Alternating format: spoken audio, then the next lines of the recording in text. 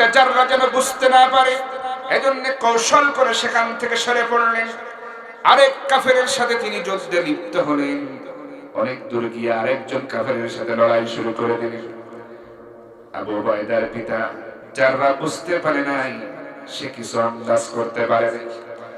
এইদিকে হযরত আবু উবাইদা রাদিয়াল্লাহু তাআলা আনহু লড়াই চালাচ্ছেন, আর মনে মনে ভাবতেছেন, আরে আমি এটা কি করলাম, এটা তো যুদ্ধের ময়দান, আমি তো এসেছি আল্লাহর দ্বীনের পক্ষে একজন সৈনিক হয়ে, মুজাহিদ। আমি আল্লাহর নবীর পক্ষে, আল্লাহর দ্বীনের পক্ষের তরবারি হাতে নিয়ে এসেছি, আর আমার পিতা জাররা এসেছে আবু জেহেলের পক্ষ নিয়ে।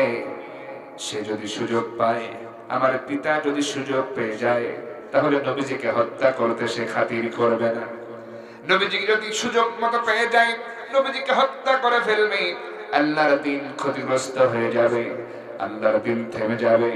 আহারে, আমি সন্তান হয়ে পিতাকে পিতা মনে করে দ্বীনকে, আল্লাহর দ্বীন কিনা আমি ছোট করে ফেললাম, আল্লাহ রাসূলের জীবনকে আমি তুচ্ছ করে দিলাম। আহারে, আবু উবাইদা রাদিয়াল্লাহু তাআলা আনহু মনে মনে ভাবতেছেন, আমার তো তাহলে ভুল হয়ে গেছে, পিতাকে পিতা মনে করা যাবে না, কারণ এটা হলো যুদ্ধের ময়দান। আমার আব্বা আবু জেহেলের পক্ষ নিয়ে এসেছে, ইসলামের বিরুদ্ধে অবস্থান করেছে, আর আমি আবু উবাইদা ইসলামের পক্ষে তরবারি ধারণ করেছি। এই যুদ্ধের ময়দানে বাপ বেটার সম্পর্কের পরিচয় দিয়ে যদি আমি ছাড় দিয়ে যাই, আব্বার সাথে যদি আমি যুদ্ধ না করি, জিহাদ না করি, লড়াই না করি, আর এই কারণে যদি আমার নবীজি যদি ক্ষতিগ্রস্ত হয়ে যান, আক্রান্ত হয়ে যান, তাহলে কিয়ামতের ময়দানে আমি আবু উবাইদা আল্লাহর সামনে কি জবাব দেব, কি নিয়ে দাঁড়িয়ে যাব? আমার তো আসামি হিসেবে ধরা দেওয়া লাগবে সেদিন। অতএব এটা করা যাবে না। হযরত আবু উবাইদা রাদিয়াল্লাহু তাআলা আনহুর ঈমান তাকে বলতেছে, আবু উবাইদা রে, আবু উবাইদা শোনো, ঈমানের দাম তোমার কাছে কতটুকু এবার প্রমাণ করে দাও। একদিকে তোমার পিতা ইসলামের বিরুদ্ধে অবস্থান করছেন, আর একদিকে তোমার নবী, তোমার দ্বীন, তোমার ইসলাম, আল্লাহর দ্বীনের পক্ষে একজন তুমি মুজাহিদ।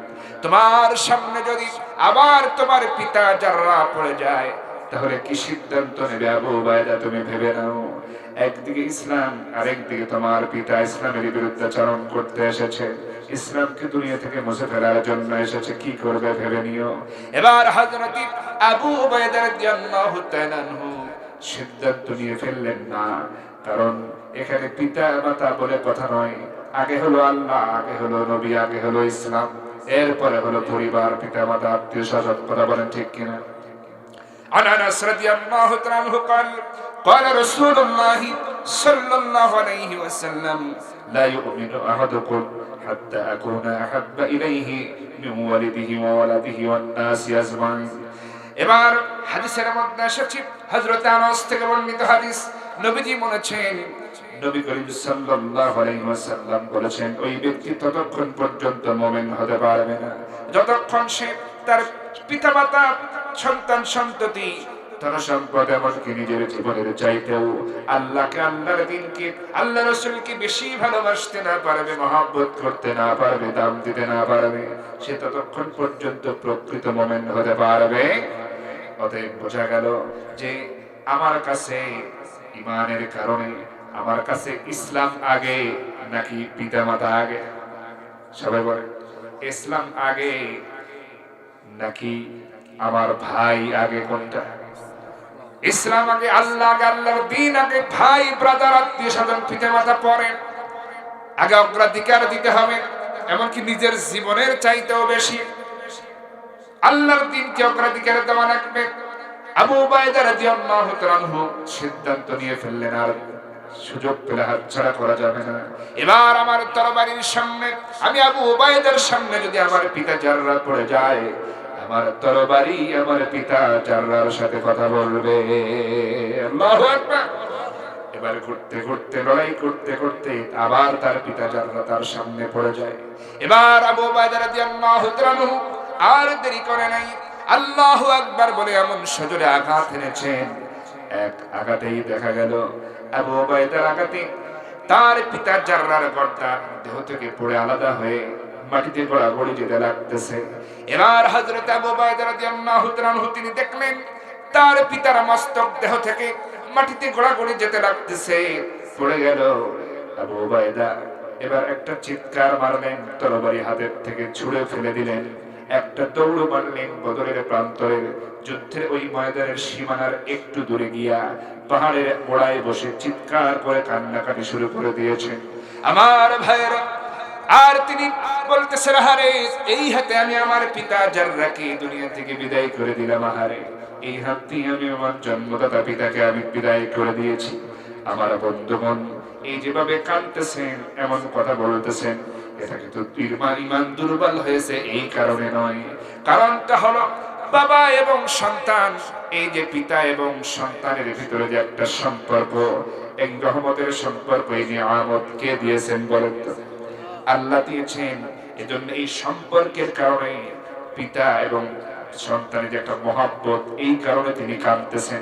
তিনি যে তাকে হত্যা করেছেন এই ব্যাপারে তার মনের ভিতরে কোনো দুঃখ কিন্তু নাই। তিনি ঠিকই করেছেন, এখনো ইমানের প্রতি অটল আছেন। আমি আমার তরবারি দিয়ে ইসলামের বিরুদ্ধে অবস্থানকারী আমার পিতা জাররা মনে না করে শিরকের প্রতি কুফরি কাফেরদের প্রতিনিধি মনে করে আমি তাকে দুনিয়া থেকে বিদায় করেছি। এই দিক থেকে তার ইমান মজবুত আছে, কিন্তু কাঁদতেছেন পিতার সন্তানের এই মহব্বতের কারণে। আমার ভাইয়েরা, যুদ্ধ যখন শেষ হয়ে যায়, আমার নবীজি জানতে চাইলেন সাহাবীদের অবস্থা, কতজন সাহাবী শাহাদাত বরণ করেছেন। সাহাবীরা হিসাব দিলেন 14 জন মুজাহিদ শহীদ হয়ে গেছে, আর 70 জন কাফের নিহত, 70 জন আবার বন্দীও করেছি কুরাইশদেরকে। এই বন্দীদের মধ্যে আপনার জামাই আছে, মেয়ের জামাই, আপনার আপন চাচা, সেও আছে, বন্দী হয়ে গেছে। আমার ভাইরা, এই ব্যাপারে অনেক কথা আছে, আমি সেগুলো বলবো না। নবীজি বললেন, তাহলে একটা কাজ করো, তোমরা একটু এই শহীদদের জানাজার জন্য আয়োজন করো, ব্যবস্থা করো। আর দেখো তো আমার আবু উবাইদা কোথায়, আমার কাছে একটু তাকে এনে দাও। এবার নবীজির কথা শুনে কেউ কেউ বলতেছি, ইয়া রাসূলুল্লাহ, আমরা তো আবু উবাইদাকে আমাদের কাছেই যুদ্ধ করতে দেখেছিলাম। এবার কেউ বলে, হ্যাঁ আমার কাছেও কিছুক্ষণ যুদ্ধ করেছে, আমি দেখেছিলাম তীব্র গতিতে সে তরবারি চালাচ্ছিল, আমি দেখেছি সে লড়াই করেছে কাফেরদের সাথে। এভাবে কয়েকজন জবাবটা দিয়ে দেয়। নবীজি বললেন, তাহলে এখন সে কোথায় আছে? তাড়াতাড়ি করে আমার সামনে একটু হাজির করো রে। সাহাবীরা খুঁজতে শুরু করলেন, কিন্তু এই বদরের প্রান্তরে কোথাও তারে খুঁজে পাওয়া যায় না। হযরত আবু উবাইদাকে কেউ খুঁজে পাচ্ছে না। আমার নবীজি বললেন, যুদ্ধের ময়দানের একটু বাইরেও তোমরা একটু তালাশ করো, খুঁজে দেখো, ময়দানের থেকে একটু দূরে যাও, খুঁজে দেখো, তালাশ করো, অবশ্যই পেয়ে যাবে। এবার তারা সবাই খুঁজতে শুরু করে। হযরত ওমর ফারুক রাদিয়াল্লাহু তাআলা আনহু তিনিও খুঁজতেছেন। বদরের প্রান্তরে যেখানে যুদ্ধ হয়েছে এই সীমানার বাইরেও একটু দূরে চলে গেলেন। দেখতে পেলেন পাহাড়ের গোড়ায় বসে এমন ভাবে বাচ্চা ছেলের মতো ডুকরে ডুকরে কাঁদতেছে আবু উবাইদা। এবার তাকে দেখে হযরত ওমর ফারুক রাদিয়াল্লাহু তাআলা আনহু ডাক দিলেন, বললেন, আবু উবাইদা রে, তুমি এখানে আছো, নবীজি তোমারে খুঁজতেছে, নবীজি তোমাকে তালাশ করেছেন, নবীজি তোমাকে খুঁজতে বলেছেন, আমরা খুঁজতে এসেছি, আর তুমি এখানে বাচ্চা ছেলের মতো কান্নাকাটি করতেছো, কারণটা কি? আবু উবাইদা রাদিয়াল্লাহু তাআলা আনহু তিনি কান্নাটা থামালেন, চোখটা কাঁদতে কাঁদতে লাল হয়ে গেছে। পিতার মহব্বতের কারণে এই কান্না। আরে আমার হাতে আমার জন্মদাতা পিতাকে দুনিয়া থেকে বিদায় করেছি। এবার দেখা গেল হযরত ওমর বলতেছে, আবু উবাইদা রে, তাড়াতাড়ি করে এই মুহূর্তে চলো নবীজির কাছে, নবীজি তোমারে তালাশ করেছেন, অপেক্ষায় আছেন। হযরত আবু উবাইদা দেরি করলেন না, হযরত ওমর ফারুক রাদিয়াল্লাহু তাআলা আনহুর সাথে চললেন, নবীজির সামনে চলে গেলেন, সালাম দিয়ে বললেন, ইয়া রাসূলুল্লাহ, আমি এসেছি। চেহারায় তার এমন অবস্থা, নবীজি দেখেই বুঝতে পেরেছেন আবু উবাইদা কান্না করেছে, এখনো কাঁদতেছে, চোখ দিয়ে পানি পড়ে। নবীজি তার চেহারার দিকে তাকায় মুস্কি মুস্কি হাসেন। সাহাবায়ে কেরাম এটা দেখে আশ্চর্য হয়ে যায়, হতভম্ব হয়ে যায়। তারা ভাবে, আহারে, বুঝলাম না কেন এমন হয়। আবু উবাইদাকে দেখেই বোঝা যাচ্ছে কান্নাকাটি করেছে, চোখটা ফুলে গেছে, লাল হয়ে গেছে, এখনো কাঁদতেছে, পানি পড়ে চোখ দিয়া। আর নবীজি তার চেহারার দিকে তাকিয়ে মুস্কি মুস্কি হাসে, কারণটা কি? এবার কেউ জিজ্ঞেস করতে সাহস পায় না। হঠাৎ করে তাদের মধ্য থেকে একজন বলেই ফেললো, ইয়া রাসূলুল্লাহ, যদি অনুমতি দেন একটা প্রশ্ন জিজ্ঞেস করার আছে।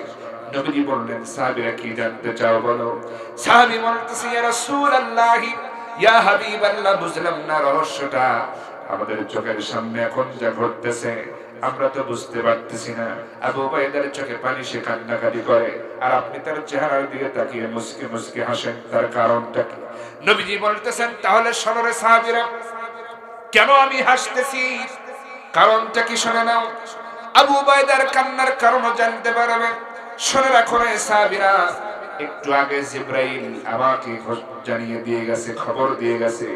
শুনে রাখো, এই জিহাদের ময়দানে যারা যুদ্ধ করতে এসেছে, আত্মীয় স্বজন যারা কুরাইশরা এসেছে মক্কা থেকে, এই যুদ্ধের ময়দানে যারা এসেছে আবু জাহেলের পক্ষ নিয়ে, এদের মধ্যে একজন ছিল আবু উবাইদার জন্মদাতা পিতা জাররা। শুনে রাখো সাহাবীরা, আবু উবাইদা এই আমার সাহাবী, এই লড়াইয়ের ময়দানে বদরের প্রান্তরে লড়াই করতে করতে তার তরবারির সামনে যখন তার পিতা জাররাকে দেখেছে, পিতাকে পিতা মনে করে নাই, পিতাকে শিরকের প্রতীক মনে করেছে, কাফের মনে করেছে, কুফরের প্রতিনিধি মনে করেছে, আল্লাহ বিদ্রোহী, রাসূলের দুশমন মনে করেছে, ইসলামের দুশমন মনে করেছে। যুদ্ধের ময়দানে পিতাকে পিতা মনে করে নাই। আর এই জন্য সে ইমানের বলে বলিয়ান হয়ে আল্লাহকে অগ্রাধিকার দিয়ে, দ্বীনকে অগ্রাধিকার দিয়ে, আল্লাহর নবীকে প্রাধান্য দিয়ে তার পিতাকে এমন ভাবে আঘাত করেছে তরবারি দিয়া, এক আঘাতেই তার পিতার মাথা মস্তকটা আলাদা হয়ে গেছে, দেহ থেকে পড়ে গেছে, এবং তার পিতাকে এরকম ভাবে হত্যা করেছে, দুনিয়া থেকে বিদায় করে দিয়েছে। আর আবু উবাইদা এই কারণে মহব্বতের কান্না কাঁদতেছিল, পিতাকে পিতা মনে করে নয়। পিতাকে পিতার সাথে যে সন্তানের মহব্বত, এই মহব্বতের কারণে কাঁদতেছে, কিন্তু ইসলামের বিরুদ্ধাচরণ করতে এসে সে নিহত হয়ে গেছে। ইসলামের বিরুদ্ধে অবস্থানকারী একজনকে দুনিয়া থেকে বিদায় করেছে। এই দিক থেকে তার ঈমান এখনো মজবুত আছে, অটল আছে। শুনে রাখো ওরে সাহাবীরা, আমি আবু উবাইদার এই চেহারার দিকে তাকিয়ে হাসতেছি, কারণ আবু উবাইদার জন্য জিবরাইল একটা সুসংবাদ দিয়ে গেছে। শোনো রে সাহাবীরা, আবু উবাইদার উপরে আল্লাহ পাক এত খুশি হয়ে গেছেন, আসমানের ফেরেশতারা খুশি, আল্লাহর আরশ খুশি হয়ে গেছে। আল্লাহ পাকের জন্য জিবরাইলের মাধ্যমে সুসংবাদ দিয়ে গেছে, ইয়া রাসূলুল্লাহ, আবু উবাইদা ইমানের পরে বলিয়ান হয়ে মজবুত ইমানের পরিচয় বহন করে সে যে কাজ করেছে ইসলামের জন্য, ইসলামকে প্রাধান্য দিয়া, আল্লাহকে, আল্লাহর নবীকে প্রাধান্য দিয়া, দ্বীনকে অগ্রাধিকার দিয়া ইসলামের বিরুদ্ধাচরণ করতে আসা নিজের পিতাকে যার রাখে দুনিয়া থেকে বিদায় করে দিয়েছে। আল্লাহ পাক তার এই আমলটা, তার এই কাজটা এত বেশি পছন্দ করেছেন, যার কারণে সুসংবাদটা দিয়েই দিয়েছেন। ইয়া রাসূলুল্লাহ, জানায়া দেন আবু উবাইদাকে, আবু উবাইদা দুনিয়াতে বেঁচে থাকা অবস্থায় আল্লাহ রাব্বুল আলামিন তার জন্য জান্নাতের সুসংবাদ দিয়েছেন। আমার বন্ধুগণ, আশারায়ে মুবাশশারা 10 জন যে সাহাবী জান্নাতি দুনিয়াতে সুসংবাদ পেয়েছেন, তাদের মধ্যে একজন হলেন আবু উবাইদা রাদিয়াল্লাহু তাআলা। সুবহানাল্লাহ বলেন। এই 10 জনের মধ্যে ইনিও একজন। এই কারণে সুসংবাদ পেয়েছেন, কারণ ঈমানটাই হলো আগে। কথা বলেন ঠিক।